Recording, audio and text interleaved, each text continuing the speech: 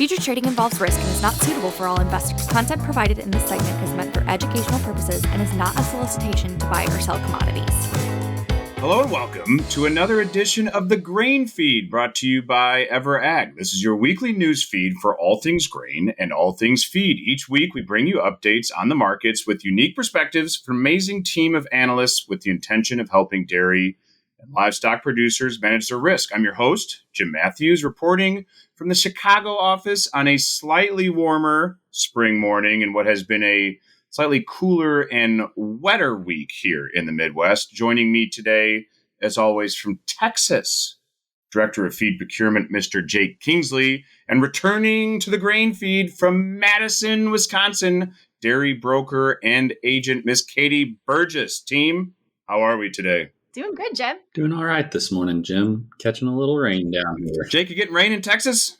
We had some rain in Texas. Some parts had some pretty large hail, so we're figuring out what the damage is there. Oh, boy. But parts of the Panhandle had some rain. Parts of Kansas had some rain yesterday, so going to go look up some rainfall totals there. Jeez. 10-day forecast looks to be okay, so we may be having a little bit of a change of tune here. Okay. Excellent. Well, that's good to hear. Katie, you had a big week here in Chicago. It was ADPI week, first half of the week, and then we had a big internal dairy team seminar, powwow, however you want to call it, for the bulk of yesterday. Have you managed to recover from that, Katie? I have recovered. It was a great week. I love being out, going to conferences, getting to see everyone in person. And so it was pretty fun. But from a market perspective, the news was not great. Lots of big bears walking around Chicago this week. If only those big bears were good at football, I'd have a lot more fun every fall and winter. So we'll dive more into that here in a second. Maybe a positive for some of those big bears is that the grain and feed market is also pushing lower very heavily here, and we'll dive into that now. So, Paige, if you could please kindly timestamp the broadcast. It's Thursday morning. Markets are lower here in Chicago, as Katie noted, on the dairy side, but also in the grain and feed complex. It's been quite the week for feed buyers here in the U.S. Corn especially is on a big push lower at the board once again this morning, and this is after trying to push recent highs just a little over 1 week ago. So between when we recorded a week ago Thursday, we had tried to achieve those fresh highs Tuesday, Wednesday, and since then it has been all red on our screens here in Chicago. So we've got July corn now pushing easily through $6 this morning. We've got D's corn down through last summer's lows, pushing into the 530s, and protein is also weaker. It's trying to stabilize at the moment, but new crop, we've got D's meal flirting with that $400 per ton level. So quite the run here and quite the potential opportunities for some buyers here. We'll get into those feed markets in one moment, but let's turn back to Katie. You touched on the broader sentiments of the week here for dairy. So do you mind diving a little bit more into those? Right. From a dairy perspective, it's spring. So that means the spring flush is coming at us right now. As a result, we've got plenty of supply out there. So we're hearing a lot of milk supply in the places we have been hearing it. So lots of milk in the Midwest, lots of milk in the Southwest, but even places like California, which people were not sure how it was going to play out, even hearing a little bit about more milk on the West Coast. So from a market perspective, this week we've seen cheese drop to new year-to-date lows. And as a result, we've seen milk prices. Right now, May is trading below $17 a hundredweight, which, just given where feed costs have been, is below the cost of production for most producers. Gotcha. Yeah, it's been an interesting run because it did feel like milk came under pressure prior to this sell-off. So things have been feeling a bit more squeezed, but again, hopefully a little bit more relief. But like you said, maybe some of those margins, though, are still not looking lucrative by any means, despite what we're seeing over the last couple days.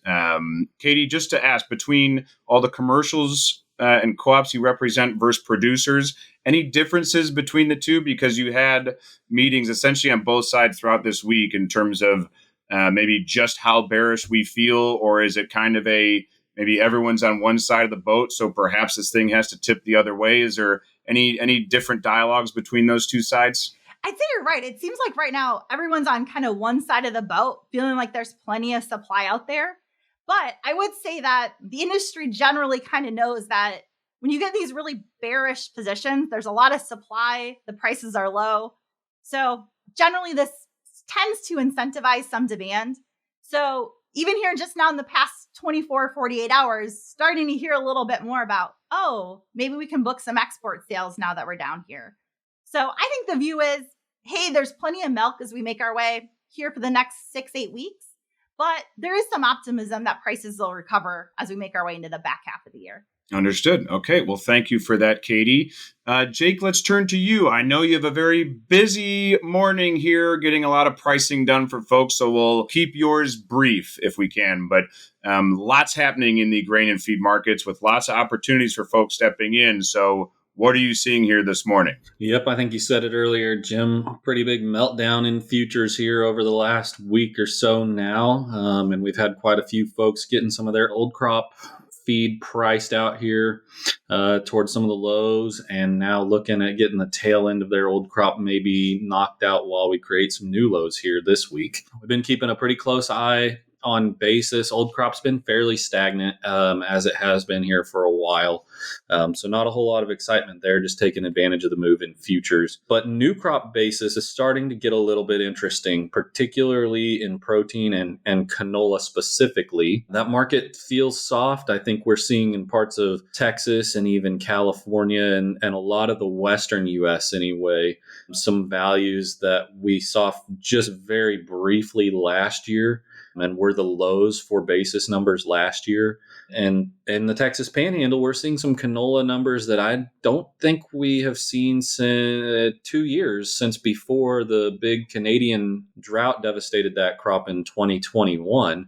And the market still feels biddable even at those levels. So we're urging a little bit of patience to maybe wait and get some basis knocked out, maybe another $10 or even $15 lower than we are here today. Call it we're at 40 under or so in the Panhandle. We're at 25 under for new crop clock in California and Arizona. Maybe we can squeeze another 10 or 15 bucks out of that. But at the same time, as we create these new lows in new crop soybean meal, we are considering maybe taking the first 10 or 25% of next year's usage off the board while we're here, because it costs probably $10 or $15 a ton for an option strategy to secure these futures marks. So you kind of got to choose which side you're going to play there, cash or options. They seem to be equal. The corn side has been pretty steady, not quite as exciting or attractive as far as basis goes compared to canola, but we did have a pretty nice band of rain move through Kansas yesterday and the Texas Panhandle. It looks like there's another pretty good chance here in the 10-day forecast for both of those areas. You start to catch some recurring rain events in those spots in Nebraska, and maybe we start to see corn basis drift lower here. Another 20, 25 cents lower than we see today would be a good starting point for next year's contracts. I think that we could ask for another 40 cents or more off of where we're at today if conditions go really well. Now we've had 1 day of rain. We're not out of the woods by any means, but we've taken a very good first step in the right direction. So I am urging some patience there. I think you can do some very smart things with options to manage this break in futures here on the corn side. I think it's a little more cost effective in that space. So those are a couple things we're looking at here today. Soybean meal, not necessarily as exciting as canola. That's still pretty firm. I think that's just because that soy crop, we've got to prove that we're going to grow one before we get too excited there. And then a lot of these other commodities, gluten and distillers, they've been slow to react, but I would expect them to start to drive lower as corn and protein have come off their highs. That'll create some pressure for those prices. And of course, the one that everybody was really fidgety about last year, cottonseed. We've seen some much better than expected new crop prices. Old crop is under pressure, even with a lack of acres. I think the USDA at one point had called for an 18% decrease in acres year over year. we had a catastrophe in the Texas Panhandle, which services most of the western U.S. crop, or most of their needs. They come in and grow something close to an average crop.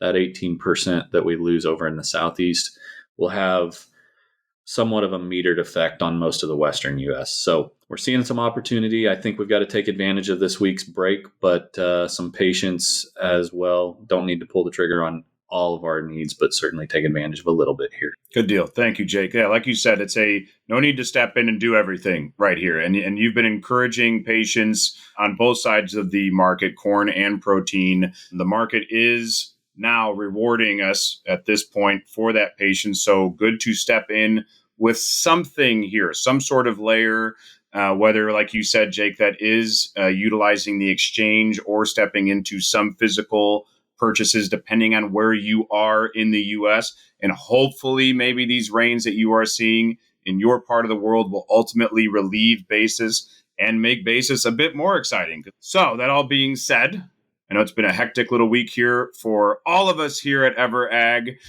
So we appreciate your efforts, and we'll let you guys get to the rest of your week. With that, excellent work today on the show. A big thanks to you, Katie, for returning to our show. Always great to have you and your insights, and great to have you in Chicago. We'd like to thank Corey and the EverAg Insights crew for their support. Thank you to Paige for her production magic, and thank you to the viewers for watching the Grain Feed. Contact information is on the screen. We greatly appreciate your feedback. That's all for today. See you next time on the Grain Feed.